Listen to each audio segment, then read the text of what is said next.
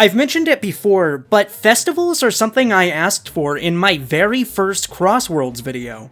I didn't know exactly what I was asking for at the time, but I've always had a vision for Sonic to get a multiplayer game that thousands of people regularly return to. Sure, there will always be hardcore players fighting for leaderboard spots, but past racing games have died due to a lack of incentive for the broadest possible audience to come back and play. I want to be able to hop on and play these games regardless of the circumstances. I want to match with other people. Now, I don't really play any modern live service games, but I sometimes find myself envious of the content updates those games get. I've always wanted something like that for a franchise or a genre that I personally care about, because I feel like cosmetic rewards give players the chance to express themselves and stand out from everybody else.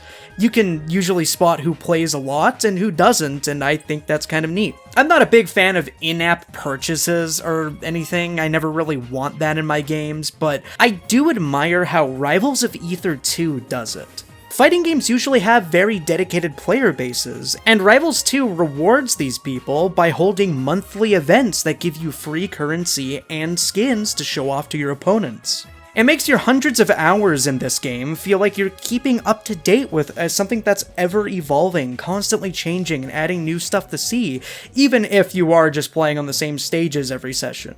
These quote-unquote battle passes are entirely free and just require you to play the game. And I took inspiration from this, and I wanted CrossWorlds to do the same, which they actually did. Festivals are online events that overhaul how the entire game is played. Unlike World Match, you fight for one of 3 teams similar to a Splatfest. You rotate game modes similar to the ones you find in Race Park every 30 minutes or so, and despite these being casual modes, they actually open up a lot of room for strategy. You have Tap Boost, you just need to touch your teammates a bunch of times. Ring Grab, take the best routes and grab as many rings as you can. Air Trick, simple, just get a good Air Trick build. Item Attacks, it's great for people that have no skill. And Spindrift, which is usually a pretty useless gadget that gets recontextualized into something that you have to equip to get the point bonus. There might even be more modes like this in the future. These are just from the first 2 festivals that we've seen, but I find it fascinating that these festival game modes actually force you to get the most out of the gadget system. It's far too common for people to rely on just 1 or 2 different builds during World Match, usually favoring front running or bagging with items. So I really appreciate that I am personally pushed towards using all of my different gadget plates to make different builds for each of the game modes. Your teams can win by getting enough placement points by simply racing well, or you can win by getting the game mode bonus. Whichever team gets the most of whatever the game mode is, you get 10 additional points, which can instantly make you win. And regardless of whether your team is first or third, you're going to receive points at the end of a match. This is basically where the battle pass, quote-unquote, comes in. Much like Rivals 2, this is completely free. You don't have to pay for anything, you just gotta play. You're going to need 1,000 points to earn all of the decals, the horn with a special animation, and the title that comes with the event. 1,000 points isn't honestly a lot, I would say. Festivals typically last 3 whole days, and you can earn every item within 2 to 3 hours depending on how much you win.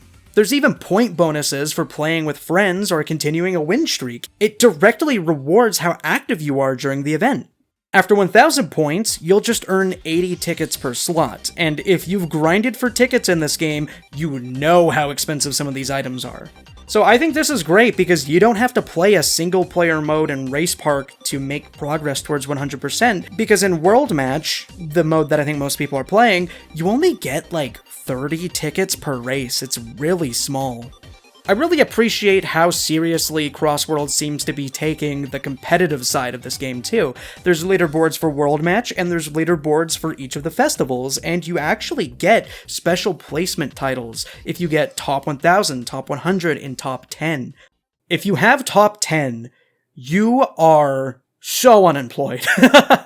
But I actually respect the hell out of it because I think those special titles are one of the coolest badges of honor you can get as a gamer. This game is very competitive, especially during festivals, because festivals will bring out fans of certain franchises like, Minecraft and Hatsune Miku. I see people complaining about this like, oh, I can never get the top 10 title, so I can never get 100% completion, but like, dude, it's the same artwork as the one that you get for participating in the event. There's even a special title you get for a 2-win streak.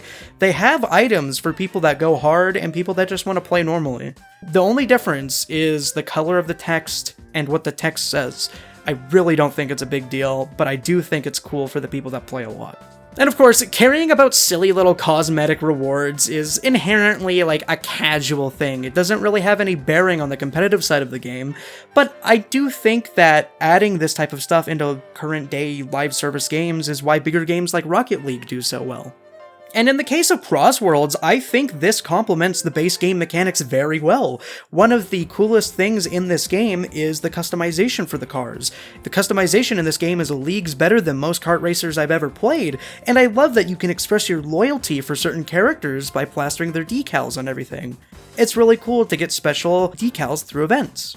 Every single time a festival drops, we get new customization options, and in the case of the Minecraft festival, it also complemented the release of the brand new minecart vehicle.